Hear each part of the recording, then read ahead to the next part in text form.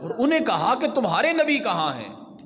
اور انہوں نے پھر ایک شاندار جملہ کہا، پہرا تم دے رہے ہو، پوچھ تم مجھ سے رہے ہو، تمہیں پتا ہو مجھے کیا معلوم۔ اور پھر آپ دیکھیے ان کا یقین کس قدر کامل تھا۔ انہیں معلوم تھا کہ یہ حضرات اگر اندر آئے تو شہید کریں گے، اور نبی علیہ الصلوۃ والسلام کو تکلیف پہنچانے ہی کے ارادے سے کھڑے ہیں، لیکن پرسکون انداز میں وہ رات گزاری۔ بعد میں اللہ اکبر، کسی نے پوچھا، اے علی اس رات پریشانی نہیں ہوئی، نیند آ گئی؟ کیوں معلوم جو تھا سامنے موت کھڑی ہے۔ تو کہنے لگے ہاں ہاں، جتنی پرسکون نیند اس رات آئی کبھی آئی ہی نہیں۔ پوچھا اس کی وجہ کیا؟ فرمانے لگے مجھے رسول اللہ صلی اللہ علیہ وسلم نے فرمایا تھا، علی صبح امانتیں لوگوں کو تو نے لوٹا دینی ہے، اور پھر تو نے بھی 2 سے 3 دن میں مدینہ طیبہ آ جانا ہے۔ تو مجھے نبی علیہ الصلوۃ والسلام کے فرمانے علی شان پر اس قدر یقین کامل تھا کہ حضور نے فرما دیا مجھے کچھ نہیں ہونا، لہذا میں بے خوف ہو کر وہاں لیٹا رہا۔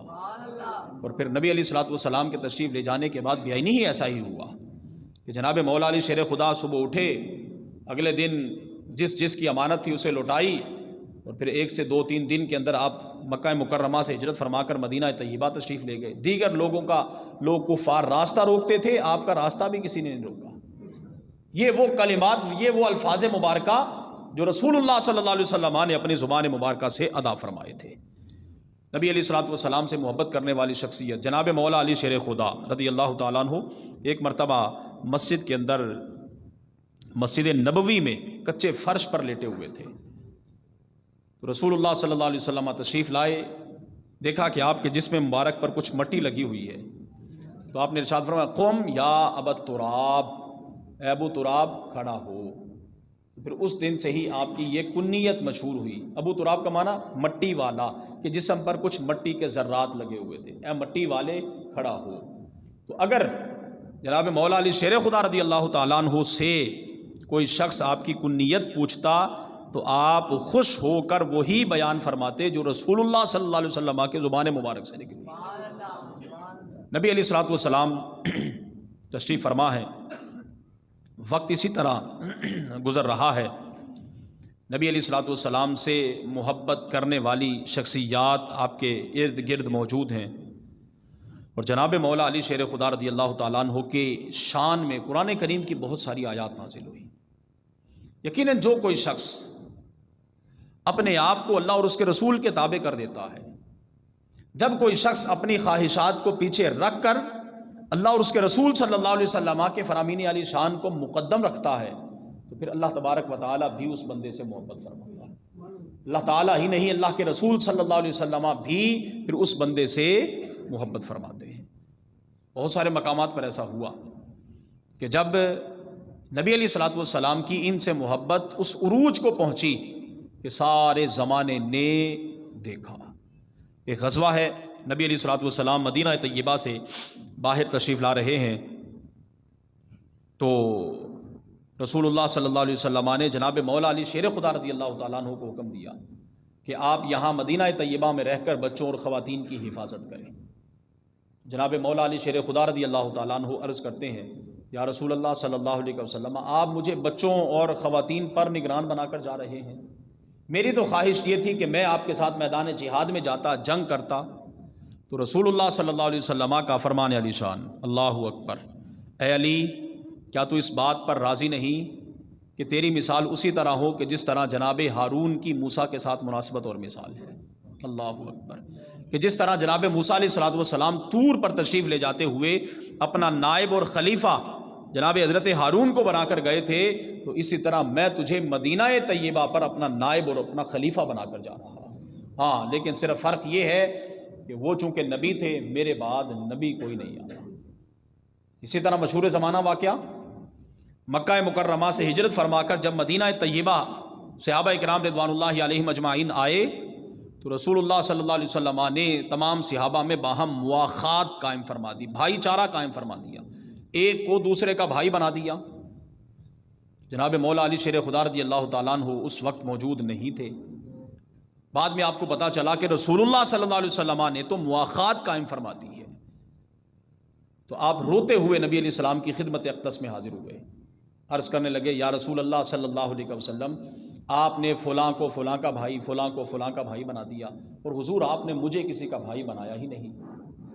اب رسول اللہ صلی اللہ علیہ وسلم کا فرمان علی شان جو ان کے لیے قیامت تک احساس ہے، نبی علیہ الصلوۃ والسلام نے ارشاد فرمایا انت اخی فی الدنیا والآخرہ، اے علی تو دنیا اور آخرت میں میرا بھائی ہے۔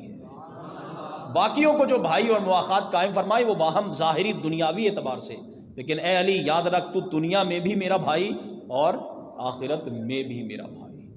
ایک اور مقام خیبر کے موقع پر رسول اللہ صلی اللہ علیہ وسلم نے ایک دن پہلے ہی ارشاد فرمایا کہ کل جھنڈا اسے دیا جائے گا کہ جو اللہ اور اس کے رسول سے محبت کرتا ہوگا اور بدلے میں اللہ اور اس کے رسول اس سے محبت کرتے ہوں گے۔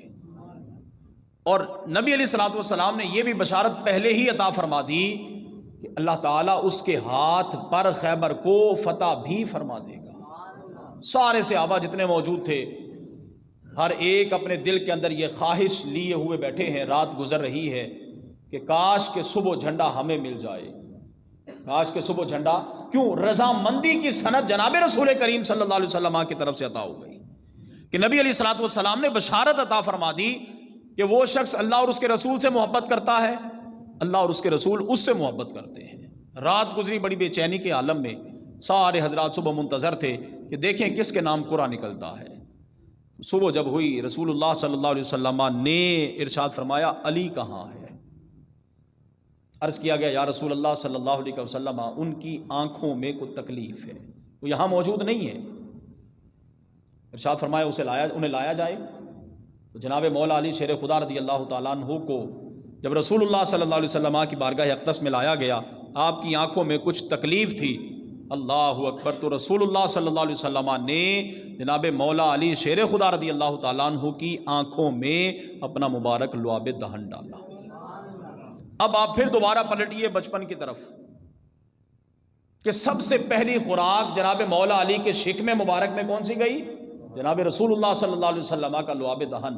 اور آج خیبر کے اندر جب آنکھیں خراب ہو چکی ہیں تو پھر آنکھوں کو ٹھیک کرنے کے لیے علاج کے طور پر بھی جناب رسول اللہ صلی اللہ علیہ وسلم کا لعاب دہن ہی ڈالا جا رہا ہے۔ اور پھر جب جنگ ہوئی تو روایات آپ بارہا سن چکے، جناب مولا علی شیر خدا رضی اللہ تعالیٰ عنہ کی لڑتے لڑتے ہاتھ سے ڈھال گر گئی، تو آپ نے خیبر جو قلعہ ہے اس کا دروازہ اکھیڑا اور اس کے ایک کواڑ کو، ایک دروازے کو ہی ڈھال کے طور پر استعمال کرتے رہے۔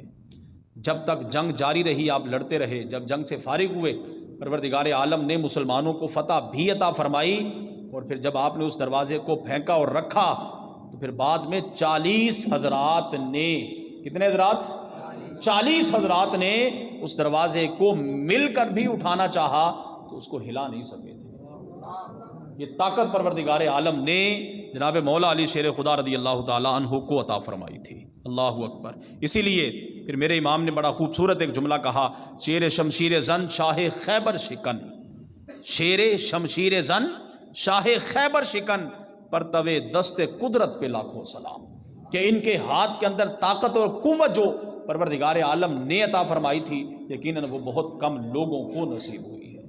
جناب مولا علی شیر خدا رضی اللہ تعالیٰ عنہ، نبی علیہ الصلوۃ والسلام نے ارشاد فرمایا قیامت کے دن سب سے پہلے جن حضرات کو اللہ کے عرش کا سایہ نصیب ہوگا انہیں بشارت اور خوشخبری ہو۔ قیامت کے دن جن حضرات کو سب سے پہلے اللہ کے عرش کا سایہ نصیب ہوگا، نبی علیہ الصلوۃ والسلام نے ان حضرات کو خوشخبری اور بشارت عطا فرمائی۔ عرض کیا گیا یا رسول اللہ صلی اللہ علیہ وسلم وہ خوش نصیب حضرات کہ جنہیں قیامت کے دن سب سے پہلے اللہ کے عرش کا سایہ نصیب ہوگا وہ کون لوگ ہیں؟ جملہ سنیے اور فرمان رسول صلی اللہ علیہ وسلم کو اپنے سینے میں بسائیے۔ نبی علیہ الصلوۃ والسلام نے ارشاد فرمایا اے علی یہ وہ لوگ ہوں گے جو تمہاری پیروی کرتے ہوں گے اور تم سے محبت کرتے ہوں گے۔ لہذا محض محبت کا دعویٰ کافی نہیں۔ آج بہت سارے حضرات صرف محبت علی محبت علی محبت علی اور بس۔ آپ کا یوم منانا یقیناً باعث سعادت ہے، یہ سعادت ہر شخص کے حصے میں بھی نہیں آتی، لیکن محض یوم منا لینا کافی نہیں۔ نبی علیہ الصلوۃ والسلام نے ارشاد فرمایا خوشخبری اور اللہ کے عرش کا سایہ اسے نصیب ہوگا جو محبت کے ساتھ ساتھ تیری اتباع اور تیری پیروی بھی کرے گا۔ تو آج ہم پیروی سے تو کوسوں دور ہیں۔